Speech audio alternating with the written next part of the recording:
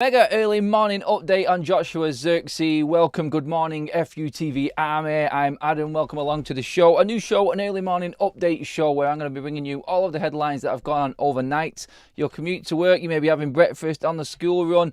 You haven't had time to check everything in the news. I'm just going to bring it all to you quick fire. Give you guys a few minutes to get your comments in as well before the day gets going. And, well, we have a big one to start with because Joshua Zirkzee apparently now, according to major sources, is pretty much done and dusted. Manchester United, in fact, would have de Ligt and Zirkzee through the door now if it weren't for the Euros, some reports are saying. We've got updates from Romano, we've got updates from Damasio, updates from the German side of things as well. And a little twist in all of this, because United can hit that release clause. They have notified Bologna of their interest. Personal terms are fully agreed with Joshua Zirkzee. Now, the contract is on the table. His side is finished. But are United going to be clever? We're going to talk about what's been said here today because United have an opportunity to not just hit that release clause and make this deal happen. 50% goes to Bayern Munich. Are they going to try and renegotiate these terms with Joshua Zirkzee? Are they going to try and make this their own deal rather than playing a release clause? Again, playing into our expectations and what we're hoping from Ineos. Are we going to see what they're really made of with this new structure? Is Dan Ashworth thinking of a plan B here? Already in our first transfer of the summer, we could see Ineos in action in a different way. This would just be your straightforward Manchester United get this deal over the line as quickly as they possibly could if it weren't for the new structure that's in right now. But is there a twist in the tail in this one with Joshua Zirkzee? Get your comments coming in, guys. I want to see what you think on this one. Do you like the early morning show, your updates? Just leave me a comment. And obviously, if you are catching up later on as well, please drop comments in on everything that we're talking about. And yeah, let's get into what's actually been said. First of all, obviously, it came from Damasio first, who dropped the news, which was Manchester United have now formally informed Bologna that they are going to pay Joshua Zirkzee's release clause. Moving on to Fabrizio Romano after that, Joshua Zirkzee to Manchester United is almost done. United have now informed Bologna about their agreement with Zirkzee on personal terms, all done with Kia Joorabchian, his agent. United are talking to Bologna about a new deal structure, or they can trigger the 40 million release clause. What does he mean by new deal structure? Everyone was just thinking, release clause in place, let's go. And then we're thinking, what else can happen here? So Fabrizio Romano has gone in more detail on what he means by this. He's gone more on Zirkzee. Manchester United and Bologna will decide shortly which way they prefer to complete this deal. United agreed terms with Zirkzee. Now Manchester United can trigger a 40 million release clause to be paid in one solution. Now, does that mean that we have to pay all of that money up front? It does seem that is the case with the release clause. So you pump up the money there and then. So basically, it's a big fork out for Manchester United because we haven't got a lot of money to spend. Obviously, we've heard the rumours of the 50, maybe 70 million that we can spend this summer. That being in structured deals and maybe 10, 12, 15 million pound a year structured deals for certain amounts of fees on players.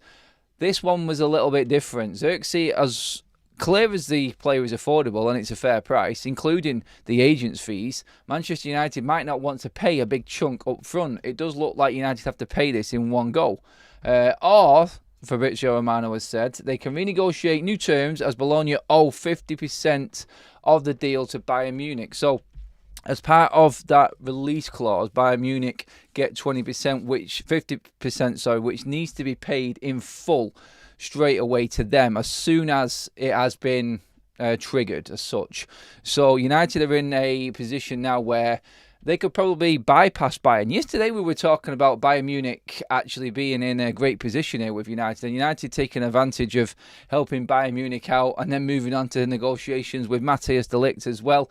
It seems to be a little bit different this morning. It seems to be that Manchester United, now they've agreed terms with the agent and the player, they're going to now work on the club. They're going to go to Bologna and say, well, we fancy this deal this way. We want to pay and structure this payment, this transfer fee another way. Maybe it might even be a different transfer fee. If they negotiate a new one, I don't know how that works with Bayern Munich. Hopefully we will get new terms, but Bayern will definitely need to get something out of this one way or the other. And how this works from Manchester United's side, I think we'll find out as the days go on. But it's an awkward one because United really, looking at it, just need to get players over the line. We need to get this deal done. And the longer we drag it out again, the more concern it's going to be. I'm pretty confident with the player already agreeing terms that it's all safe. We're not going to lose this deal, but we don't want to really make this more complicated than what it is. Again, talking yesterday, like we said, about the confidence we have in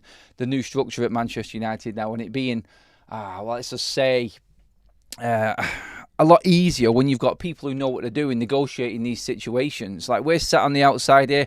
I don't know that much when it comes to what goes on behind the scenes. We just read what we do, we learn, and then we comment on that. So hopefully we'll learn something new from Ineos in this today.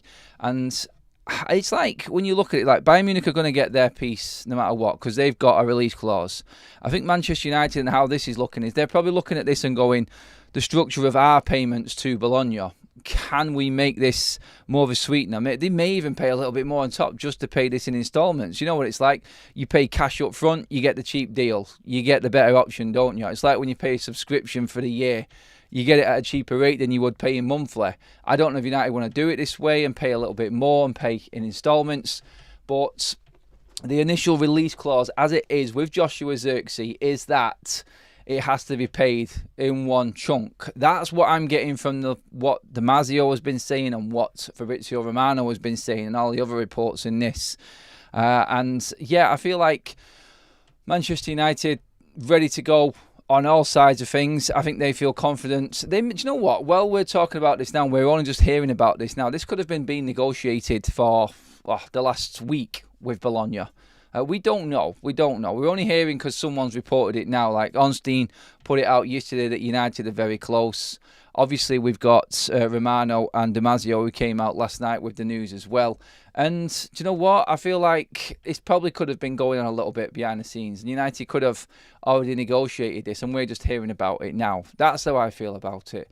The interesting bit with this as well is, like, the reports coming out from last night as well, were that Manchester United pretty much would have had this wrapped up if it weren't for the Euros. This definitely would have been over the line and finished.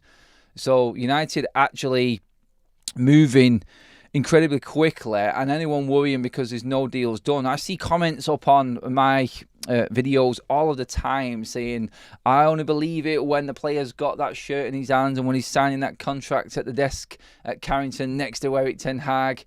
I understand all of that, but I think that's just because United fans have just been used to the dire sort of negotiation tactics and how long and how drawn out these sagas have been over the years. The reality is the Euros and Copa America have got right in the way. Even Graham Bailey has said that Manchester United would have got both ligt and Joshua Zirkzee over the line now if it wasn't for the Euros. Them deals would have been done. They would have been finalised, finished, and here we go, will have been out there. The new guy on the block, the guy who actually we have been talking about recently, who's just come on the scene when it comes to transfer news and things going on behind the scenes, has got his own little catchphrase. He's like the Romano Mark II, the communications officer guy at Juventus. I will get his name and remember his name. Seminero or something he's called like that. He is doing his full-on Romano bit right now, where he is going locked and loaded or something like that. He has tried to get ahead of the other guys in Damasio and Fabrizio Romano. They're fighting for competition to be the first to break the news, but this guy pretty much has been all over this from the start, to give him his credit, and it does look like he's been right on most of it. So maybe this is someone we need to just keep an eye on and following in terms of this news coming out, because it has been true on every single part that he's put out there. So yeah, as United fans right now, we are fully in with Zirkzee. This is a done deal. There's nothing else really that can go wrong unless United balls up this negotiation in terms of the fee with Bologna. That's thought to be a formality.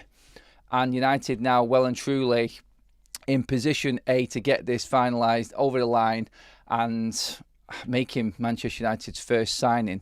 Quickly followed by Matthias de Ligt. The news come out last night as well that Matthias de Ligt will be the second signing right behind Zirkzee as soon as Holland are out of the Euros when England knocked them out on Wednesday night. we could have 2 signings in the bag before the end of this week, guys. That's the news coming out from everything around Zirkzee and Matthias de Ligt as well.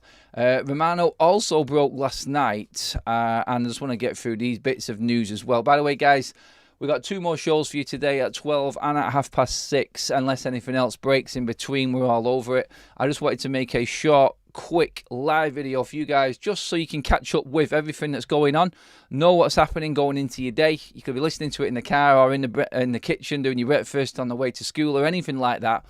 But yeah, the other news coming out was that Manchester United, where Casemiro has been talking to Erik ten Hag and wants to stay, Manchester United's new structure, Dan Ashworth, Omar Barada, are looking to actively move Casemiro on.